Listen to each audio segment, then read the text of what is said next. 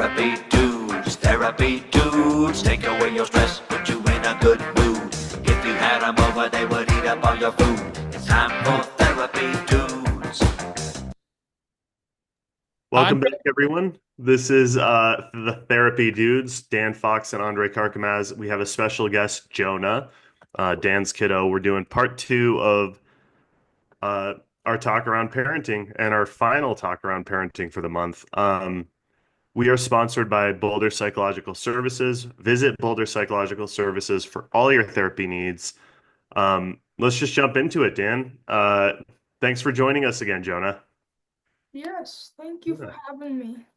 All right, we're going to dig right back into identity stuff. And real quick, the age that Jonah's at, right? He's about to be 13. He's in seventh grade. He's going to be 13 tomorrow. And the developmental stage, in terms of psychosocial development, Eric Erickson's work is about developing identity. This is Yes. a time in life where kids' brains are getting more abstract and conceptualized in their thinking. Piaget called this formal operations, where we can hold a lot of conceptual thoughts. And it's a time in life socially where kids can start to think in much more complex ways about how they are being seen, what people are thinking of them, how do they fit in? Do people like me? If I'm walking down the hallway, should I say hi or should I not say hi? If I say hi, did I look stupid? Did they say hi back Yep. in a way that felt good, right? All this like nuance and overthinking can start to come up. And it's a time in life that can be really exciting for kids as they explore this, but also kind of terrifying and overwhelming because our brain is really kind of overthinking this stuff and it's new, so it often feels really uncomfortable and threatening. Right. And this is like a very important developmental time for teens, as a lot of what happens between 12 and 18 carries over into the rest of their lives. Like, the consequences of not really stabilizing an identity is like you can have difficulty in relationships the rest of your life. You can have difficulty with your mental health in general, lack of confidence. Um, Sorry, a Jonah is signaling by his behavior that we're already being boring and blabbing Oh, too much. dang. He's gotten onto his screen and started Oh, clicking no, on his Jonah. I'm phone. sorry. So it's What are you looking at, Jonah? some kind of car crash. No, Oh, already. Okay. He's watching GTA 5 on some like TikTok or something YouTube. Um, Well, so let's dig right into it's this. just an important developmental time. Yeah. Really important. Yeah. So let's dig into it. All right. I know that with Jonah, in times where he has come home from school distressed, Oh, right? yeah. One of the things that you've said is, I'm black, I'm Jewish, I'm adopted, and nobody is like it's not fair, right? Some version of that. So I'm curious about like how that plays out over time because I know like it comes up when something's happened at school, right? And it's been distressing. And I don't know, maybe Andre, I know you were talking about in the last podcast that like you've had some experiences like that too. Maybe we can like dig into both of your journeys around that feeling of identity and that you're different than the majority. Right. Well, I can jump in if you'd like. Jonah, kind of set the tone. Um, when I entered high school, and this is gonna reveal my age, it was when the first week of high school was when 9/11 happened. And almost instantly, all sorts of things changed in my life. I mean, I thought I was pretty white, I still think that way. And then I found out years later I'm like 52% Italian through a DNA test. But anyway, could have skipped a lot of grief. I thought I was 100% Syrian. So, uh, yeah, I almost immediately started experiencing being othered in high school. The girlfriend that I had over that summer from eighth grade to ninth grade, her parents, her mom, I caught this when I went to pick her up from school. We would walk together. Said, "Why don't you date this other boy? He was a blue-eyed, blonde-haired kid." All of a sudden, she had a problem with me. It was very strange. I had people calling me um, racist names and like laughing about it. At first, it was like kind of a joke, like, but it persisted for a while, and I started to see myself in a different way. I thought, I thought I was just like everyone else. I felt pretty strongly about who I was.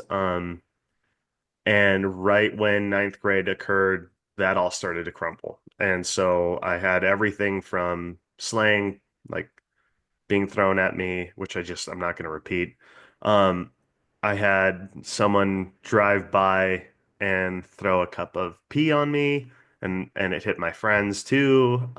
It was funny. It was me and African American and Guatemalan kid. We were friends at that time, and we were going to an all-white high school at that time, and it was just you could see that you could just feel it. And so this really made me feel like I didn't belong. Um, and it kind of changed my outlook on myself well into my 20s. I even had experiences when I was in undergrad that were kind of like, "Oh, I thought you were this, but since you're this, I don't date that type of person," you know? Like, and I'm talking about like race-wise. So, I've had some really strange experiences. It really caused a lot of confusion in who I was and how people perceive me. And it created a lot of anxiety and depression. I felt like everything was kind of out of my hands. I felt less than. I felt like it wasn't fair. And I just remember always wanting just I'm white. I wanted people to say like I'm white. No, no, I'm white. Like I fit in. So I don't know, it took me a long time to get through this. I don't know what you've been through, Jonah, but hopefully this helps you understand. Like I kind of understand a little bit.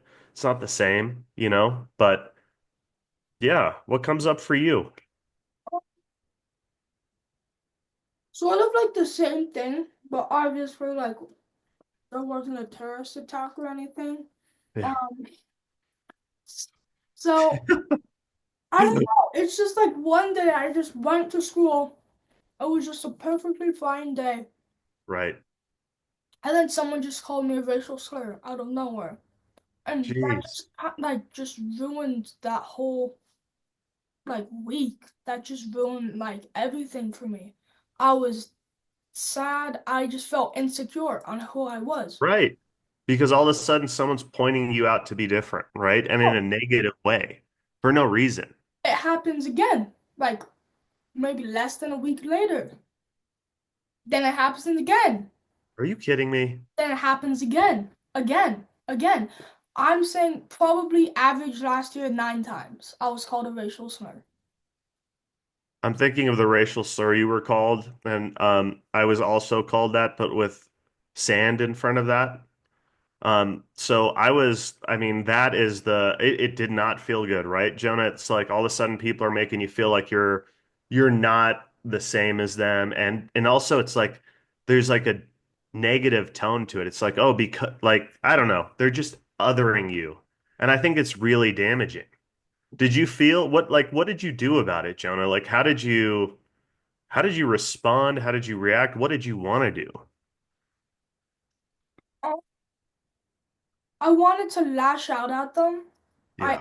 I I just didn't. The first couple times I was just shocked. I just didn't do anything. I just Yeah. walked away. Um, then the first thing I did was text my parents, telling them to come pick me up because I didn't want to Yeah. be at school. I wouldn't want to be at school either after And that. like they did Yeah. because they were like mad that someone Yeah. would say such a thing to me. So they would pick me up. It might have not been right away, but they did come to support me. Oh, And they would talk to like the school and everything.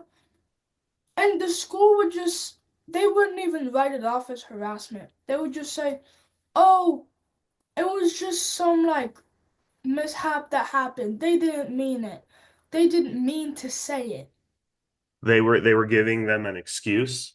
Yeah. Huh. Wow, that must have been infuriating to you, Dan. I mean, I'm getting angry hearing about it. Yeah, it was tricky, and I think that we've been on this journey now with the school for 2 years, and Okay.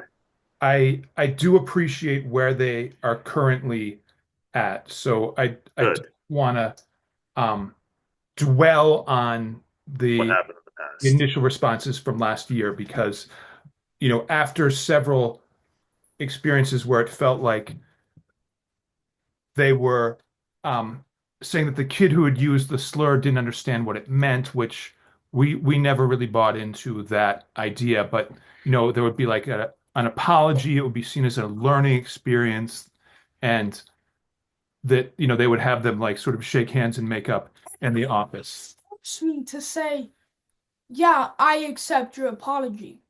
They were forcing you to say And that they as kind of buddies? forced me to say like it's fine. They made me say okay. They kind of like pressured me. They didn't say okay, you have to say it, but they kind of like pressured me into saying I Right. forgive It felt like something you had to do based off of how they were going about it. you. And my parents weren't there too, so it was like I was just alone with the person that called me a slur, Yeah. and just a random counselor that like I don't really like know that. No.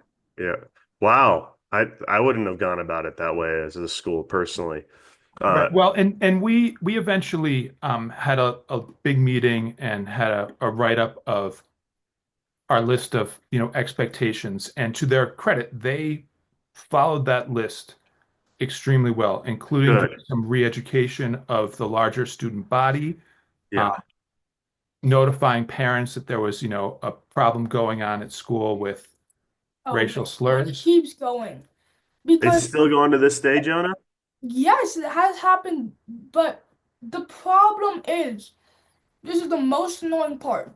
Okay. I have all these pride meetings where they pull out like seventh and eighth graders and sixth graders, Uh-huh. and they just do these talks. And they say, oh, no one has been called a slur here. This school is perfectly fine. Nothing bad happens. There's no fights, no slurs, Right. nothing. This is 100% a perfect school. So, Jonah has an okay, opinion. Yeah. Dude. totally again, that Yeah. that did happen. Yeah. And unfortunately, that was the situation where it was a new to the school administrator this year Uh, Okay. who No. wasn't actually aware of Okay. this history because they don't track these incidents of racial harassment, right? They're not like kept in some kind of like this happened this many right. times this year. So Gotcha. we've had a long conversation with that administrator, and at this point, I'm a huge fan. I feel like they really understand what's going on, and And they care. like yeah, yeah, and also, oh yeah, They also bring in like new sixth graders that are thinking about coming to the school, and they talk to the parents. And when I was walking by, because I was like a chaperone, like showing all the incoming sixth graders around Mhm. the school, kind of Mhm. just like a tour guide, kind of. I Okay. heard the school principal for maybe like 7 years, maybe. They said, Parents, I just want you to know this school is 100% clean. There's no racism, no slurs, You nothing. heard that. Perfect, like, just a perfect school. No school fights, nothing. I heard Yeah. him say that. And you want people to know that that's not the case I because want you're people still to know. experiencing it. And then the parents would then go on to tell their kids that. Uh, Especially the ones that are people of color. And it just makes me so mad. because it's still going on. Is that what you're saying, Jonah? Yes, yes. Okay. Wow. I would feel, look, Jonah, I understand. And I felt very mad when it was happening to me. There was almost no, like, actually, I don't think the school stepped in at all. I think there were some things that happened in front of professors. I think even in front of the principal at one point, nobody said anything when I was going to high school. So I remember feeling that sense of injustice and being like, this needs to stop because you're outnumbered and it does like, unfortunately, at least for me, it felt like I needed some kind of protection, but like I didn't want that to be like highlighted. I didn't want to feel othered even more by an administration, right? That was my experience. I just wanted to feel like I blended in. It's a really frustrating situation you're in, Jonah. I'm sorry to hear that, man. So I want to go more global than the school experience, but to Right. like other things about um, identity and peer group, and also like you're you're getting raised by white parents. And I remember you watched the Colin Kaepernick miniseries documentary with us, and that was a big deal for you, right? And you really identified with that. Um, I'm wondering what your um, experience was of, because when I saw that documentary, one of the things that stood out to me was that his parents were sort of portrayed as being kind of like well-meaning but bumbling, oafish, and like not really understanding a lot of details around things like um, the importance of his hair and how he wanted to style his hair, and Mm.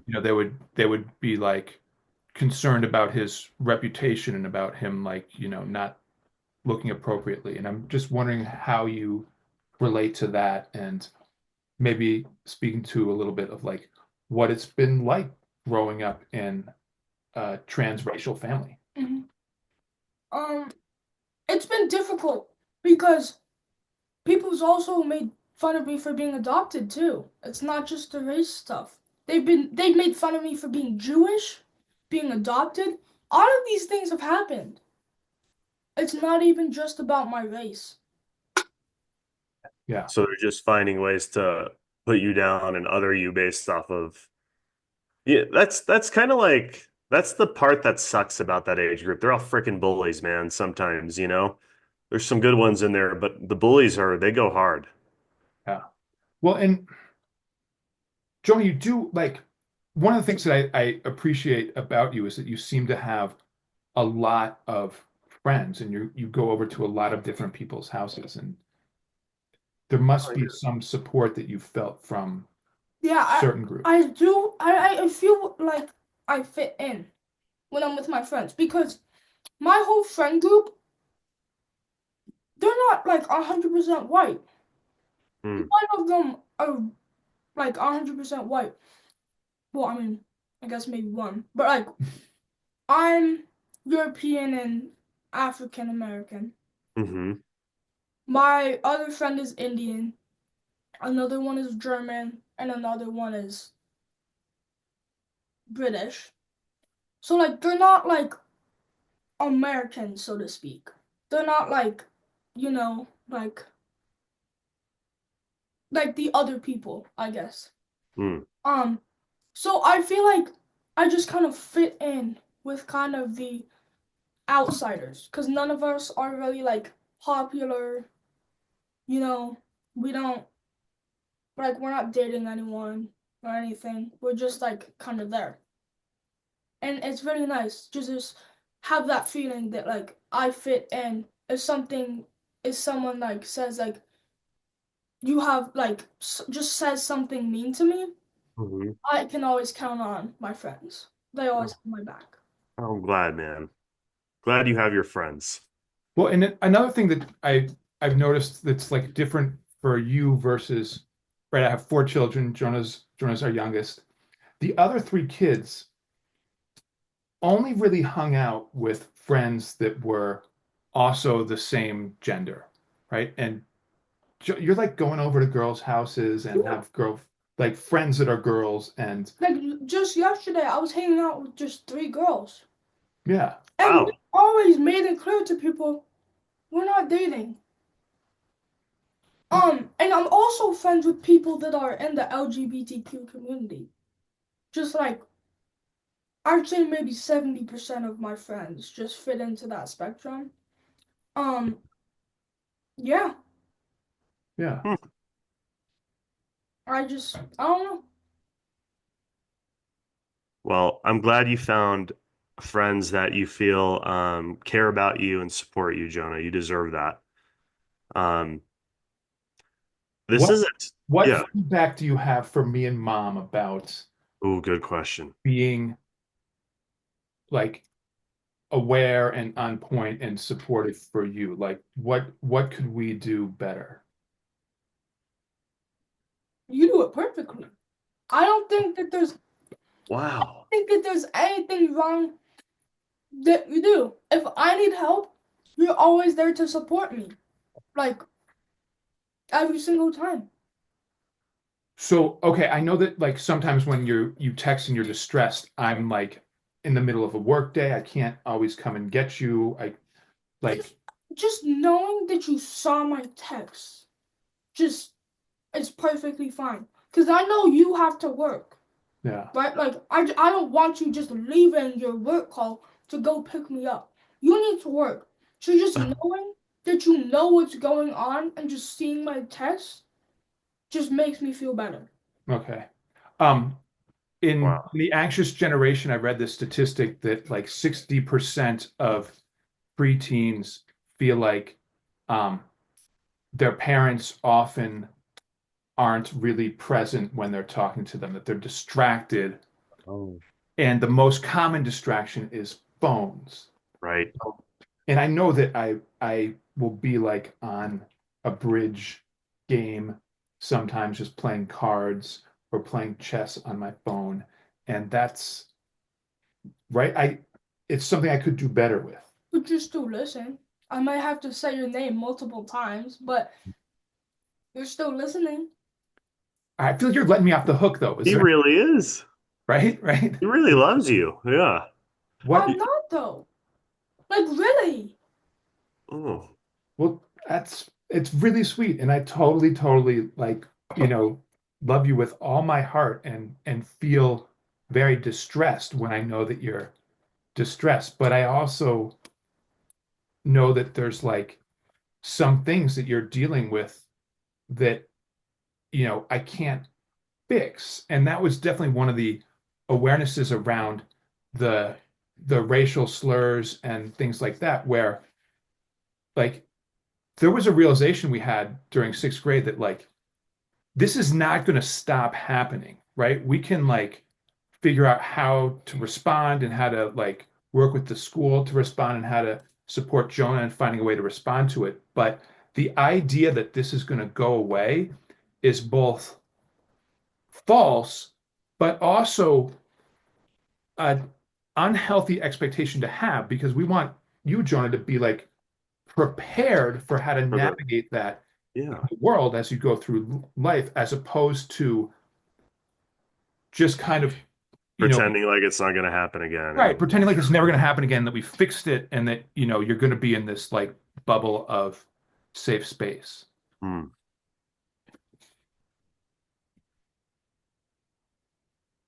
That's been tricky. Yeah. Um, but I think you've also kind of like, as a seventh grader now and having like gone through this experience a handful of times, it's it's not like it doesn't affect you, but I think the shock and the way that it kind of knocked you down the first few times in sixth grade, it's like you're in a different place now with it. Mm-hmm. yeah. So what's it like for you these days when something like that happens? Um, I feel like I used to just immediately just say, "Hey, can I go to the bathroom?" and then just start texting you. But now I've actually like told my teachers first, Oh, okay. and just like I don't know, have just like not felt the need to immediately just start going on my phone. Okay. It's like you're Yeah. taking action in the community to like Mm-hmm. get the situation to be addressed. Yeah. Wow. Well, Jonah, we got to go. Your dad and I, we got to go get breakfast again. That was fun the last time we did that. I We should appreciate you talking about all this. go today. We should go today. Like right away. Let's do this Oh, right. that's hysterical. I gotta jump on a work call in a minute here, but we should take a rain check on that and make it happen. That would be a lot of Yeah, fun. absolutely. Jonah, really, really appreciate you for being willing. I know you've wanted to do this. You've wanted to come on the podcast. This was great timing for the theme of the talks we were doing. And thank you so much. I really Thank you, Jonah. appreciate it. I hope it was useful for the people listening. And we will catch you all next time. Please like and subscribe. Bye-bye. Therapy dudes, take away your stress, put you in a good mood. If you had them over, they would eat up all your food. It's time for therapy dudes. Therapy dudes.